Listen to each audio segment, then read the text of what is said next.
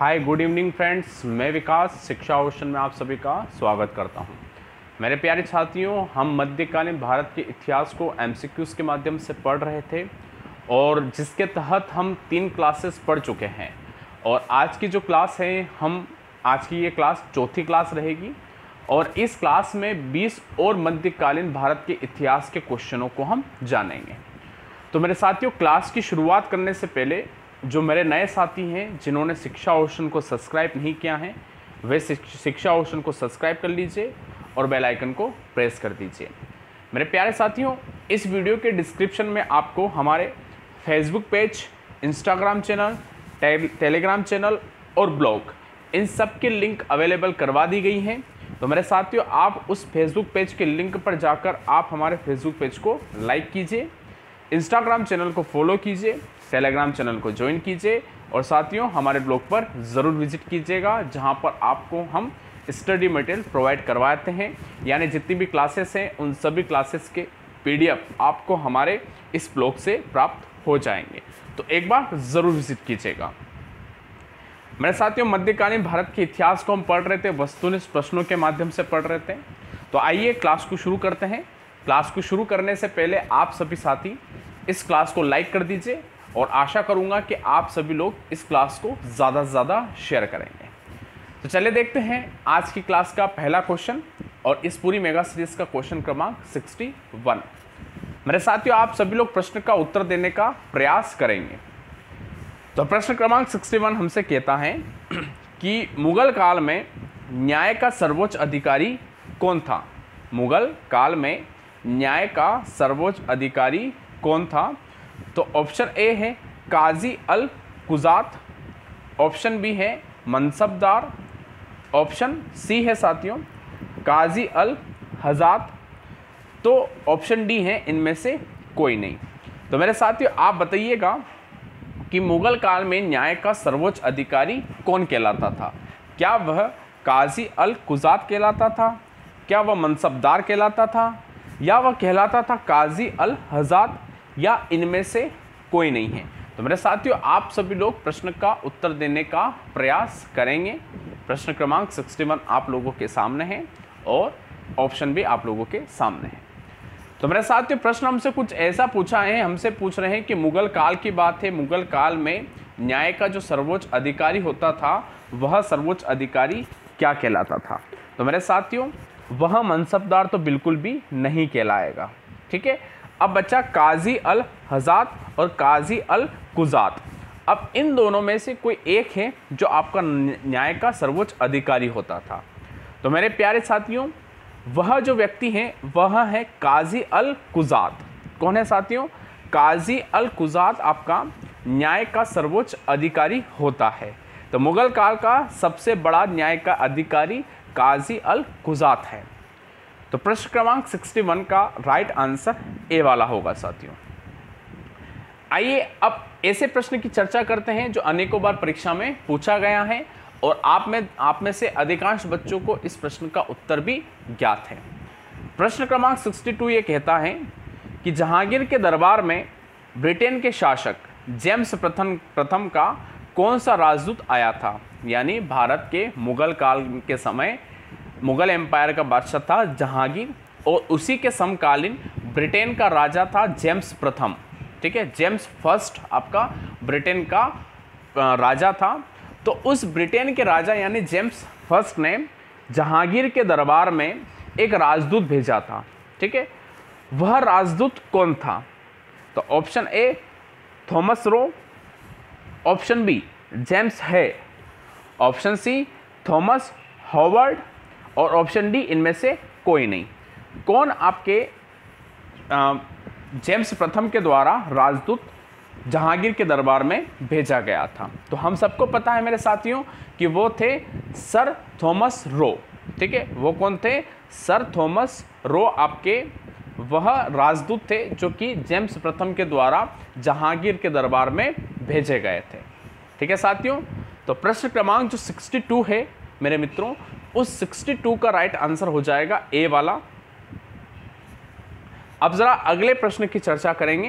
प्रश्न क्रमांक 63। प्रश्न क्रमांक 63 के क्या कहता है साथियों टू द पॉइंट क्वेश्चन है। ये सारे क्वेश्चन आपके नाम से संबंधित हैं, उपाधियों से संबंधित है, तो ये सीधे क्वेश्चन आते हैं साथियों, इनमें कोई किसी प्रकार का कंसेप्ट नहीं लगता है। ठीक है, तो आप इनका सीधा उत्तर जानने का प्रयास कीजिएगा और हो सके तो इनको याद करने का भी प्रयास करना, ताकि आपके परीक्षा में जब ये से जो सीधे क्वेश्चन आते हैं, ऐसे सीधे क्वेश्चनों का आप आसानी से परीक्षा में उत्तर दे सकें। तो मेरे साथियों प्रश्न क्रमांक 63 हमसे कहता है कि मुगल शासक मोहम्मद शाह को किस नाम से जाना जाता था। मुगल शासक, एक मुगल एम्पायर का शासक था जिसका नाम है मोहम्मद शाह। बादशाह कौन था? मोहम्मद शाह। तो इस मोहम्मद शाह को किस नाम से जाना जाता था? तो ऑप्शन है शाहे बेखबर, ऑप्शन बी रंगीला, ऑप्शन सी पागल बादशाह और ऑप्शन डी इनमें से कोई नहीं। तो मोहम्मद शाह जो थे मुग़ल साम्राज्य के आपके बादशाह थे। जब मुग़ल एम्पायर पूरी तरीके से अपने डिक्लाइन की ओर था, तब आपके मुग़ल बादशाह मोहम्मद शाह थे। तो इन मोहम्मद शाह को कहा जाता था आपका रंगीला। ठीक है, रंगीला मोहम्मद शाह। क्या कहा जा रहा है इनको? रंगीला मोहम्मद शाह। ठीक है, तो प्रश्न क्रमांक 63 का राइट आंसर बी वाला होगा, रंगीला। ठीक है मित्रों, चले जी अब अगले प्रश्न की ओर चलते हैं। प्रश्न क्रमांक 64। मेरे साथियों प्रश्न क्रमांक 64 की चर्चा हम करते हैं। इससे पहले मैं आप लोगों को बता दूं कि आज 10 बजे हमारी लाइव क्लास रहेगी आधुनिक भारत के इतिहास की। ठीक है, और इस आधुनिक भारत के इतिहास के तहत हम बंगाल के विभाजन नामक टॉपिक को पढ़ रहे हैं। बहुत अच्छी क्लासेस चल रही हैं, लाइव क्लासेस चल रही हैं। तो आप सभी लोग लाइव क्लास लीजिएगा, समय पर 10 बजे उपस्थित होकर आप सभी लोग क्लास लेंगे। ठीक है साथियों, चले अब ज़रा प्रश्न क्रमांक 64 की चर्चा हम कर लेते हैं। प्रश्न क्रमांक 64, मुगल राजा शाह आलम द्वितीय, मुगल राजा शाह आलम द्वितीय का असली नाम क्या था? ठीक है, मुगल बादशाह शाह आलम द्वितीय हैं, उनका असली नाम क्या था? तो option A Alamgiri, option B Ali Gauhar, option C Juna Khan और ऑप्शन डी रोशन अख्तर। तो मेरे साथियों आलम शाह जो द्वितीय हैं, शाह आलम द्वितीय, तो शाह आलम द्वितीय का असली नाम क्या था? तो मेरे साथियों आप सभी लोग हमेशा याद रखिएगा कि जो शाह आलम द्वितीय थे, इन शाह आलम द्वितीय का असली नाम आपका अली गौहर था। ठीक है, और आपके परीक्षा में प्रश्न पूछा भी जाता है। तो प्रश्न कभी उल्टा भी पूछ लिया जाएगा आपसे कि एक मुग़ल राजा हैं जिनका असली नाम अली गौहर था, तो वह मुग़ल राजा कौन थे? तो याद रखिएगा वह शाह आलम द्वितीय थे, और क्वेश्चन शाह आलम द्वितीय के रूप में असली नाम आपसे पूछ लेगा, तो राइट आंसर होगा अली गौहर। ठीक है, तो प्रश्न क्रमांक 64 का राइट आंसर हो जाएगा मेरे साथियों बी वाला, अली गौहर। अब जरा अगले प्रश्न की चर्चा करते हैं। प्रश्न क्रमांक 65। प्रश्न क्रमांक 65, मुगल शासक मोहम्मद शाह का असली नाम क्या था? मुगल शासक जो मोहम्मद शाह है, उनका असली नाम क्या था? ज़रा सभी लोग प्रश्न का उत्तर देने का प्रयास करेंगे। तो option A Roshan Akhtar, option B Khujta Akhtar, option C Juna Khan और ऑप्शन डी इनमें से कोई नहीं। तो मुगल शासक जो मोहम्मद शाह थे, ठीक है, इन मोहम्मद शाह का असली नाम क्या था? ठीक है, क्या रोशन अख्तर उनका असली नाम था, या खुजदा अख्तर, या जूना खान, या इनमें से कोई नहीं? तो मेरे प्रिय साथियों आप ज़रा याद रखिएगा कि जो मुग़ल बादशाह मोहम्मद शाह थे, इनका असली नाम आपका रोशन अख्तर था। क्या था? रोशन अख्तर। तो प्रश्न क्रमांक जो 65 हैं, इस 65 का राइट आंसर हो जाएगा ए वाला, रोशन अख्तर। ठीक है साथियों, चले जी अब ज़रा कुछ स्थापत्य कला की चर्चा कर लेते हैं। अगला क्वेश्चन उसी से संबंधित है। तो प्रश्न क्रमांक 66, प्रश्न क्रमांक 66 क्या कहता है मेरे साथियों कि अलाई दरवाज़ा जो हैं, आप लोगों ने नाम सुना होगा अलाई दरवाज़ा का, अलाई दरवाजे को किसने बनवाया था? तो ऑप्शन ए कुतुबुद्दीन ऐबक ने, ऑप्शन बी अलाउद्दीन खिलजी ने, ऑप्शन सी इल्तुतमिश ने और ऑप्शन डी इनमें से कोई नहीं। अलाई दरवाजे का निर्माण किसके द्वारा करवाया गया था? तो कुतुबुद्दीन ऐबक, अलाउद्दीन खिलजी, इल्तुतमिश और डी इनमें से कोई नहीं। तो मेरे साथियों याद रखिएगा, जो अलाई दरवाज़ा है, इस अलाई दरवाजे का निर्माण आपके कुतुबुद्दीन ऐबक के द्वारा नहीं करवाया गया है, ना ही ये इल्तुतमिश के द्वारा इसका निर्माण हुआ है। मेरे प्रिय साथियों, इसका निर्माण आपके अलाउद्दीन खिलजी के द्वारा करवाया गया है। ठीक है, तो अलाई दरवाजे का निर्माण अलाउद्दीन खिलजी ने करवाया था।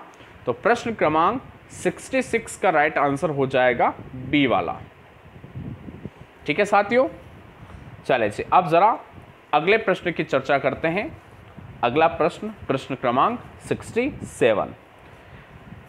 प्रश्न क्रमांक 67, बीजापुर सल्तनत की स्थापना किसने की? बीजापुर सल्तनत की स्थापना किसने की? तो option A Yusuf Adil Shah, option B Murad द्वितीय, ऑप्शन सी मोहम्मद द्वितीय या डी इनमें से कोई नहीं।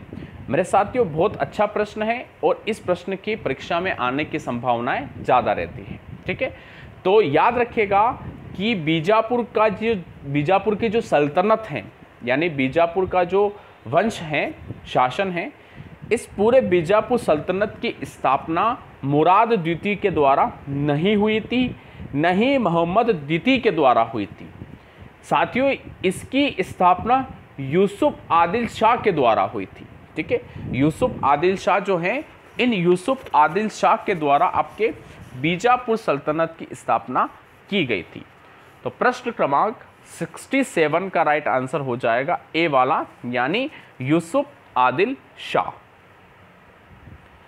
आइए अब अगले प्रश्न की चर्चा करते हैं, प्रश्न क्रमांक 68। मेरे साथियों प्रश्न क्रमांक 68 का आंसर आप सभी लोग मुझे बताएंगे। ठीक है, मैं क्वेश्चन आप लोगों को बताऊंगा, समझाऊंगा, ऑप्शन बताऊंगा। अब आप लोग इस प्रश्न का उत्तर सभी लोग कमेंट बॉक्स में देंगे। तो क्वेश्चन ये है कि बाबरनामा मूल रूप से किस भाषा में थी? बाबरनामा मूल रूप से किस भाषा में थी? Option A Farsi, option B Chagatai, option C Mongoli, option D Arabi. किस भाषा में आपके बाबरनामा मूल रूप में थी? ठीक है, तो क्वेश्चन आप लोगों को समझ में आया है, ऑप्शन आप लोगों के सामने हैं, तो जल्दी से बताइए कि बाबरनामा मूल रूप से किस भाषा में थी। जल्द से जल्द आप सभी लोग इस प्रश्न का उत्तर दीजिए।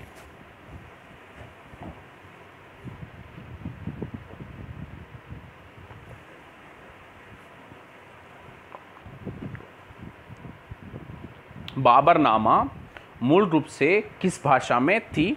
इस प्रश्न का उत्तर आप लोगों के द्वारा देना है। एक बार पुनः याद दिला दूं मेरे साथियों कि 10 बजे हमें लाइव मिलना है। आधुनिक भारत के इतिहास की क्लास को हमें ज्वाइन करना है और आधुनिक भारत के इतिहास को हम पढ़ेंगे। ठीक है, और जिन साथियों ने क्लास को लाइक नहीं किया है, क्लास को लाइक कर दीजिए और शेयर भी कर दीजिएगा।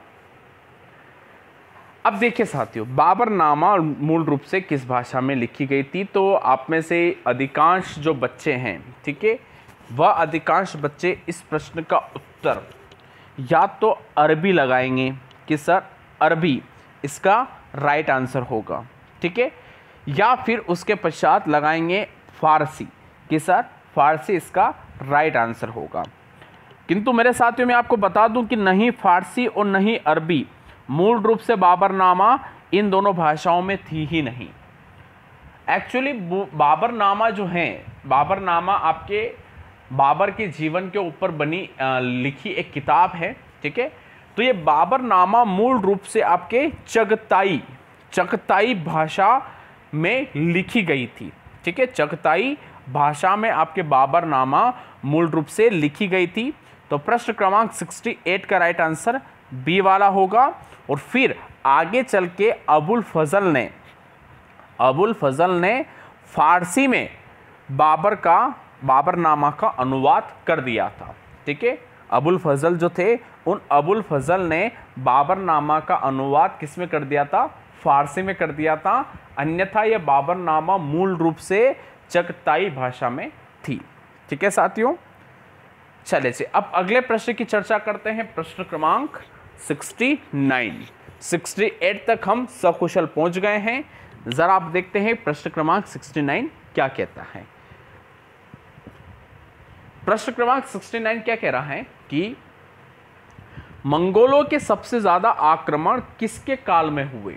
मंगोलों के सबसे ज्यादा आक्रमण किसके काल में हुए? तो option A Iltutmish, option B Balban, option C Alauddin Khilji, option D Jalaluddin Firoz.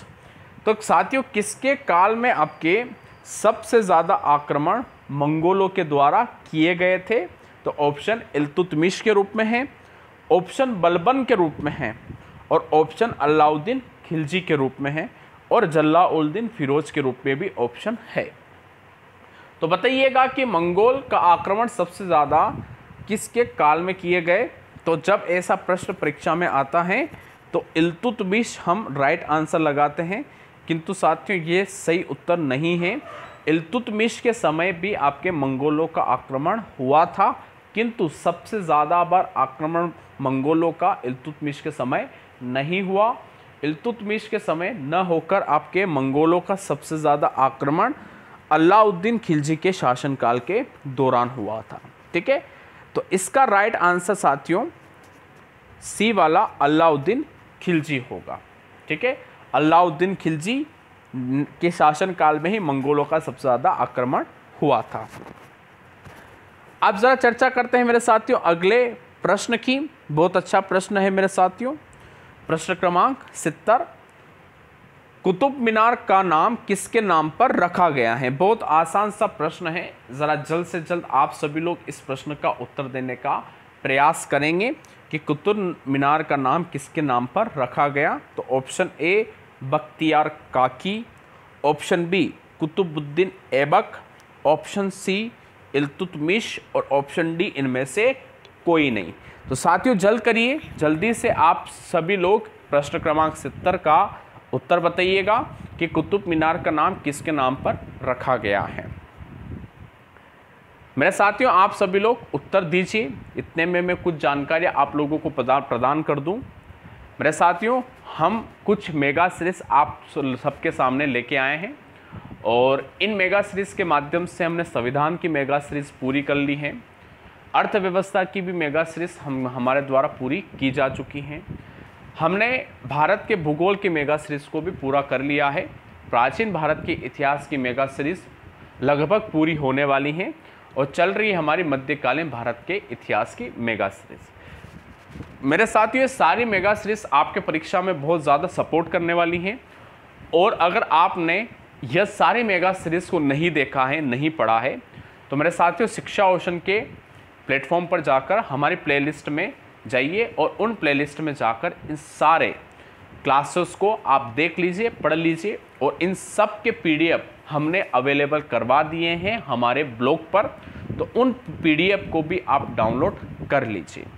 वर्तमान में हम 2 क्लासेस लाइव चलाते हैं, जिसमें पहली क्लास सुबह 11 बजे करंट अफेयर्स की होती है, न्यूज़पेपर एनालिसिस, और दूसरी लाइव क्लास हमारी चलती है रात को 10 बजे, जिसके अंतर्गत हम पढ़ते हैं आधुनिक भारत के इतिहास को।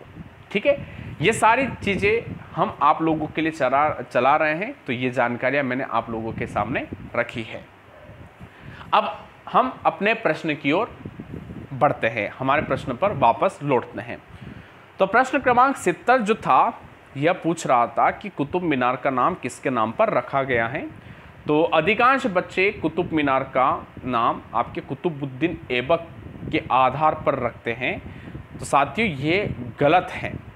कुतुबुद्दीन ऐबक ने कुतुब मीनार का निर्माण करवाया था, जो कि विश्व की सबसे ऊंची मीनार है। ठीक है, कुतुब मीनार कुतुबुद्दीन ऐबक ने इसका निर्माण करवाया, किंतु इसका नाम कुतुबुद्दीन ऐबक के नाम पर नहीं था, इसका नाम बख्तियार काकी, किसके नाम पर?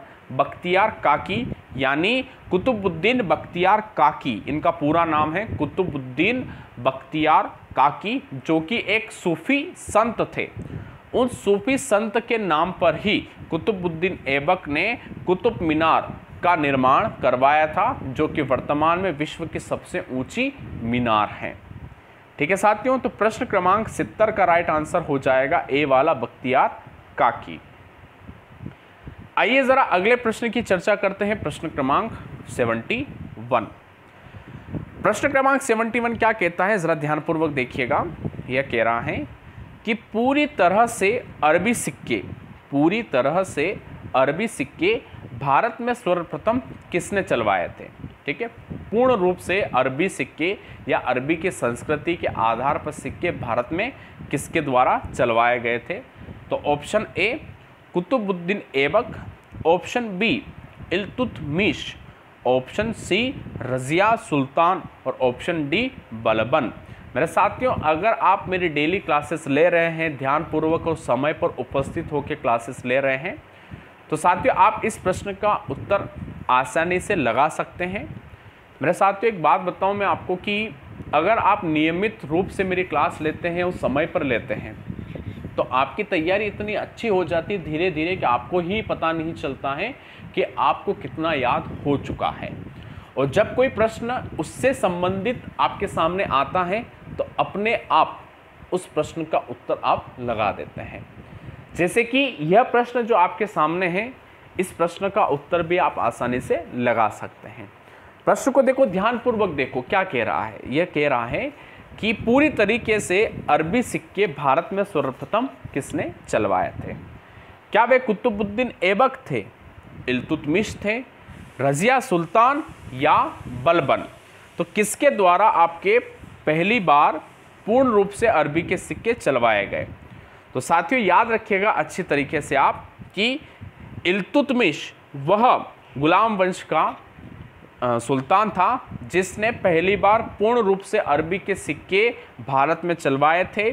और मैं आपको बता दूं कि टंका और झीतल दो प्रकार के सिक्के इल्तुतमिश के द्वारा अपने शासनकाल के दौरान चलवाए गए थे, जिसके अंतर्गत जो टंका था यह चांदी से बना होता था और झीतल बना होता था तांबे से। ठीक है साथियों, तो प्रश्न क्रमांक 71 का राइट आंसर हो जाएगा बी वाला इल्तुतमिश। आइए जरा अगले प्रश्न की चर्चा भी हम कर लेते हैं। अगला प्रश्न क्या कहता है, प्रश्न क्रमांक 72। प्रश्न क्रमांक 72 कहता है कि कुलीन प्रथा को बंगाल में किसने शुरू किया। कुलीन प्रथा को बंगाल में किसने शुरू किया। ऑप्शन ए हेमंत सेन ने, option B Vallal Sen, option C Sursen या ऑप्शन डी इनमें से कोई नहीं। तो मेरे साथियों क्वेश्चन आपके सामने है, ऑप्शन आपके सामने है। प्रश्न है कि कुलीन प्रथा को बंगाल में किसने शुरू किया। तो साथियों हम सबसे पहले चर्चा करेंगे कि ये कुलीन प्रथा होती क्या है, किसे कहते हैं कुलीन प्रथा। तो आपको मैं बता देता हूं, कुलीन का मतलब होता है ऊंची जाति। कुलीन का मतलब क्या होता है, ऊंची जाति, श्रेष्ठ जाति। अब ये कुलीन प्रथा बंगाल में शुरू हुई थी और इसको एक राजा ने शुरू करवाया और बाकायदा इस जो आपकी प्रथा है, इस प्रथा को उसने बढ़ावा भी दिया था। ठीक है, तो ये कुलीन प्रथा है क्या, तो मैं आपको बता देता हूँ। कुलीन प्रथा का मतलब ये होता है कि आपका विवाह हमेशा ऊंची जाति में होना चाहिए, संबंध हमेशा ऊंची जाति में स्थापित किया जाना चाहिए। यह होती है कुलीन प्रथा। ठीक है, तो कुलीन प्रथा की शुरुआत बंगाल में आपके वल्लाल सेन के द्वारा करवाई गई थी। किसके द्वारा, वल्लाल सेन के द्वारा आपके कुलीन प्रथा को बंगाल में शुरू करवाया गया था मेरे साथियों। और वल्लाल सेन के द्वारा ही इसको बंगाल में प्रचारित भी करवाया गया था और इसको बढ़ावा भी दिया गया था। ठीक है, तो प्रश्न क्रमांक 72 का राइट आंसर हो जाएगा बी वाला वल्लाल सेन। आइए जरा अगले प्रश्न की चर्चा हम करेंगे। प्रश्न क्रमांक 73। प्रश्न क्रमांक 73 क्या कहता है कि गुजरात के राजा भीमदेव द्वितीय ने किस आक्रमणकारी को हराया। Option A Mohammad Ghaznavi, option B Mohammad Ghori, option सी अल जुनैद और ऑप्शन डी इनमें से कोई नहीं। तो साथियों, गुजरात के राजा भीमदेव द्वितीय ने आपके एक आक्रमणकारी थे जिनका नाम है मोहम्मद गोरी। इन मोहम्मद गोरी को हराया था और ऐसा कहा जाता है साथियों कि राजा जो भीमदेव द्वितीय थे, इन्होंने मोहम्मद गोरी को कुछ दिनों तक अपनी कस्टडी में यानी अपनी गिरफ्त में रखा था और किंतु उसको वापस से उन्होंने रिलीज कर दिया था, छोड़ दिया था। ठीक है, तो गुजरात के राजा भीमदेव द्वितीय थे, इन्होंने आक्रमणकारी मोहम्मद गोरी को हराया था युद्ध में। तो प्रश्न क्रमांक 73 का राइट आंसर हो जाएगा बी वाला मोहम्मद गोरी। अब जरा अगले प्रश्न की चर्चा करेंगे, प्रश्न क्रमांक 74। मेरे साथियों, प्रश्न क्रमांक 74 एक किताब से संबंधित है, एक रचना से संबंधित है। जरा देखते हैं क्या कहता है क्वेश्चन हमसे। मेरे साथियों, क्वेश्चन कह रहा है कि चर्या पद की रचना किसने की? चर्या पद की रचना किसके द्वारा की गई?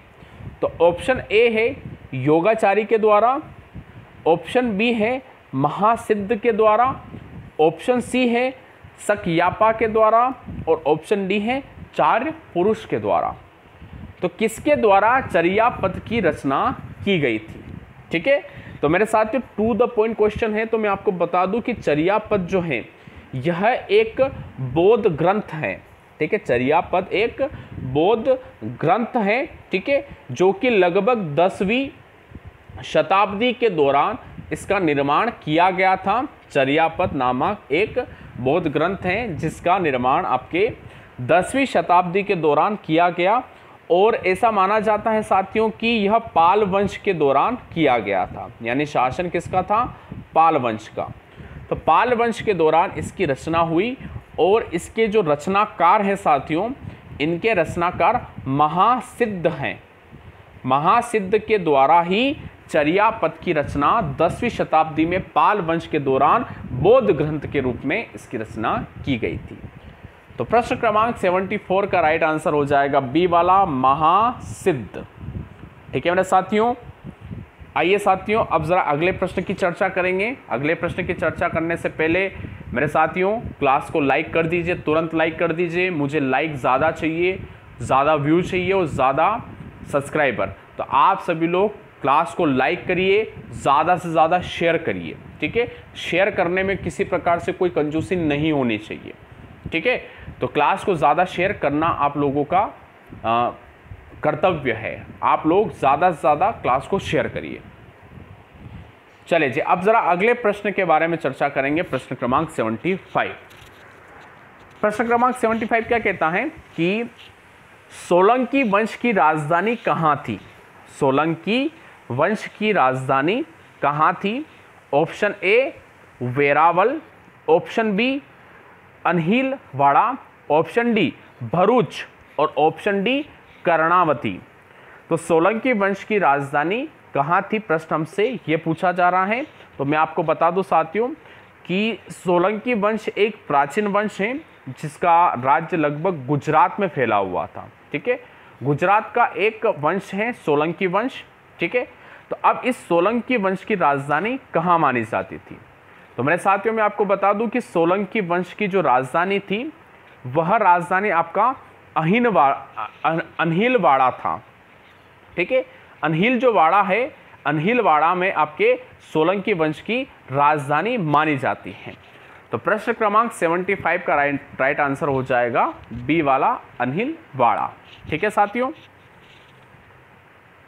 चले जी अगले प्रश्न की चर्चा करेंगे। प्रश्न क्रमांक 76 बहुत अच्छा प्रश्न है। प्रश्न क्रमांक 76 से कहता है कि आल्ह खंड किस युद्ध से संबंधित है? आल्ह खंड का जो युद्ध है यह किससे संबंधित है? तो ऑप्शन ए है महोबा का युद्ध, ऑप्शन बी चंदावर का युद्ध, ऑप्शन सी तराइन का प्रथम युद्ध और ऑप्शन डी तराइन का द्वितीय युद्ध। आल्ह खंड किस युद्ध से संबंधित हैं?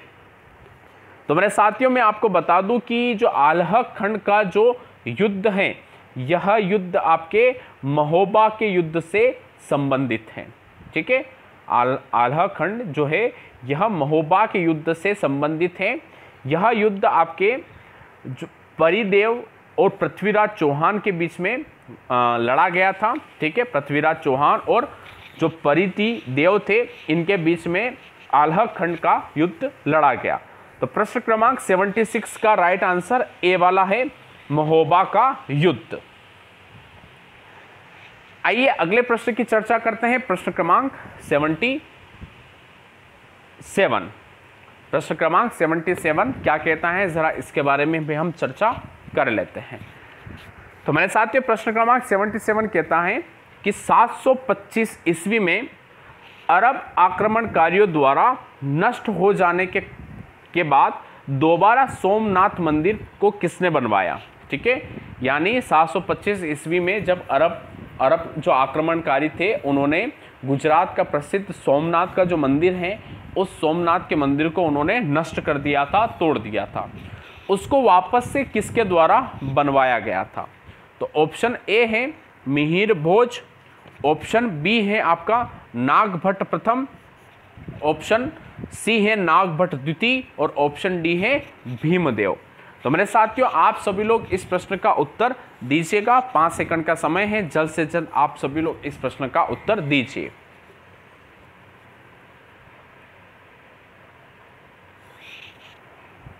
सोमनाथ का मंदिर वापस से किसने बनवाया था। ए मिहिर भोज, बी नागभट्ट प्रथम, सी नागभट्ट द्वितीय और डी भीमदेव। तो मेरे साथियों याद रखिएगा वापस से सोमनाथ का मंदिर बनाने का श्रेय नागभट्ट द्वितीय को जाता है। ठीक है, नागभट्ट द्वितीय ने वापस से मंदिर बनवाया था। ठीक है, अरब आक्रमणकारियों ने जब मंदिर को तोड़ दिया था वापस से नागभट्ट द्वितीय के द्वारा बनवाया गया, किंतु फिर से जब मोहम्मद गजनवी ने भारत पर आक्रमण किया तो मोहम्मद गजनवी ने फिर से सोमनाथ मंदिर को लूटा और सोमनाथ मंदिर को फिर से उन्होंने खंडित कर दिया। ठीक है, मोहम्मद गजनवी ने फिर से आपके सोमनाथ मंदिर को तोड़ दिया था साथियों। तो प्रश्न क्रमांक 77 का राइट आंसर साथियों याद रखिएगा नागभट्ट द्वितीय है। आइए जरा बात करते हैं प्रश्न क्रमांक 78 की। प्रश्न क्रमांक 78 क्या कहता है कि राजपूतों ने किस अरब आक्रमणकारी की सेना को हरा दिया था। राजपूतों की जो सेना है उन सेना ने किस अरब आक्रमणकारी की सेना को हरा दिया था। तो option A Al Junaid, option B Mohammad Ghaznavi, option C Mohammad bin Qasim और ऑप्शन डी इनमें से कोई नहीं। तो किसने आपके कौन सी अरब आक्रमणकारी था जिसकी सेना को हराया था राजपूतों ने। तो साथियों टू द पॉइंट क्वेश्चन है, तो मैं आपको बता देता हूं। अल जुनैद जो थे, अल जुनैद अरब आक्रमणकारी को आपकी राजपूत सेनाओं ने हरा दिया था। ठीक है, राजपूत सेनाओं के अंतर्गत आपके गुर्जर प्रतिहार वंश के राजपूत राजा थे जिनका नाम है नागभट्ट प्रथम। ठीक है, तो नागभट्ट प्रथम ने अरब आक्रमणकारी अल जुनैद को हराकर वापस भेज दिया था। तो प्रश्न क्रमांक 78 का राइट आंसर हो जाएगा ए वाला। आइए जरा अगले प्रश्न की चर्चा करते हैं। प्रश्न क्रमांक 79। मेरे साथियों याद रखिएगा अब हमें 10 बजे मुलाकात करनी है लाइव आधुनिक भारत के इतिहास में। और क्लास में आने से पहले क्लास को ज़्यादा से ज़्यादा शेयर कर देना और सेट रिमाइंडर पे डाल देना ताकि आपको नोटिफिकेशन प्राप्त हो जाए कि क्लास शुरू हो चुकी है। और कोशिश करना कि पहले से ही आप क्लास को हर प्लेटफॉर्म पर शेयर कर दो ताकि जैसे अपनी क्लास शुरू हो तो ज़्यादा मात्रा में वो नए बच्चे स्पेशली न्यू स्टूडेंट हमारे क्लास में आए, ऑनलाइन रहे और हमारी क्लास को पढ़ सके। ठीक है साथियों, इतना सहयोग आप लोगों को हमारा करना है। अब प्रश्न क्रमांक 79 क्या कहता है कि निम्नलिखित राजपूत वंशों में कौन सा अग्निकुल से नहीं है। यानी एक ऐसा राजवंश है राजपूतों का जो अग्निकुल से संबंध नहीं रखता है। तो ऑप्शन ए है प्रतिहार वंश, ऑप्शन बी है परमार वंश, ऑप्शन सी है चौहान वंश और ऑप्शन डी है कछवाहा वंश। तो मेरे साथियों याद रखिएगा प्रतिहार वंश आपके अग्निकुल से संबंध रखता है, परमार वंश भी अग्निकुल से संबंध रखता है, चौहान वंश का उद्गम भी अग्निकुल से ही हुआ है, किंतु कछवाहा जो वंश है राजपूतों का, यह कछवाहा वंश आपके अग्निकुल से संबंध नहीं रखता है। तो इस प्रकार प्रश्न क्रमांक 79 का जो राइट आंसर है वह डी है, कछवाहा वंश। याद रखिएगा, ठीक है साथियों। चले जी, अब चलते हैं आज की क्लास के आखिरी प्रश्न की ओर, प्रश्न क्रमांक 80। अब देखते हैं प्रश्न क्रमांक 80 क्या कहता है। मेरे साथियों, प्रश्न क्रमांक 80 कहता है कि चचनामा कहाँ के इतिहास से संबंधित है। चचनामा कहाँ के इतिहास से संबंधित है। तो ऑप्शन ए है कश्मीर, ऑप्शन बी है सिंध, ऑप्शन सी है गुजरात और ऑप्शन डी है राजस्थान। तो जल्द से जल्द इस प्रश्न का उत्तर दीजिए कि कचनामा का इतिहास कहाँ से संबंधित है। मेरे साथियों याद रखना, कचनामा एक पुस्तक है और इस पुस्तक में कहाँ के इतिहास के बारे में वर्णन किया गया है। क्या कश्मीर के बारे में, सिंध के बारे में, गुजरात के बारे में या राजस्थान के बारे में, कहाँ के इतिहास के बारे में वर्णन किया गया है। तो मेरे साथियों याद रखिएगा, चचनामा जो इतिहास है यह सिंध, ठीक है, जो सिंध है, इस सिंध के इतिहास का वर्णन किया गया है इस पुस्तक में, ठीक है। चच एक सिंध राजा था, ठीक है, चच एक सिंध राजा था और इसी राजा के ऊपर पूरी पुस्तक लिखी गई जिसका नाम है चचनामा। अब चच जो सिंध का एक राजा था, इसका साम्राज्य आधुनिक भारत में सिंध का जो प्रांत है, पंजाब का प्रांत है, वहाँ तक पाकिस्तान, अफगानिस्तान और ईरान, यहाँ तक आपके इसका पूरा क्षेत्र फैला हुआ था साथियों। इसकी जानकारी हमें इनकी किताब से मिलती है और ऐसा माना जाता है कि चच का राजधानी ब्राह्मणाबाद थी, ठीक है। ब्राह्मणाबाद आपके चच वंश की राजधानी हुआ करती थी। तो प्रश्न क्रमांक 80 का राइट आंसर हो जाएगा बी वाला सिंध, ठीक है साथियों। चले, तो इस प्रकार से आपने आज की इस क्लास में 20 और प्रश्नों को पढ़ लिया है और इस पूरी मेगा सीरीज को पहुंचा दिया आपने 80 क्वेश्चन तक। तो मेरे साथियों, आप लोगों को मेरा अगर ये प्रयास अच्छा लगा हो तो लाइक ज़रूर करिएगा और मेरे इस प्रयास को आप बढ़ावा देने के लिए आप मेरे इस वीडियो को ज़्यादा से ज़्यादा शेयर कर सकते हैं। जो मेरे नए साथी हैं जिन्होंने शिक्षा ओशन को सब्सक्राइब नहीं किया है, तो साथियों शिक्षा ओशन को सब्सक्राइब कर लीजिए और बेल आइकन को प्रेस कर दीजिए ताकि जैसे ही वीडियो अपलोड होता है नोटिफिकेशन आप तक पहुंच जाएगी। मेरे साथियों, अब हम मुलाकात करेंगे रात को 10 बजे लाइव क्लास में, जिसमें हम पढ़ने वाले हैं आधुनिक भारत के इतिहास को। तो मेरे साथियों, अभी के लिए आप सभी का बहुत बहुत धन्यवाद।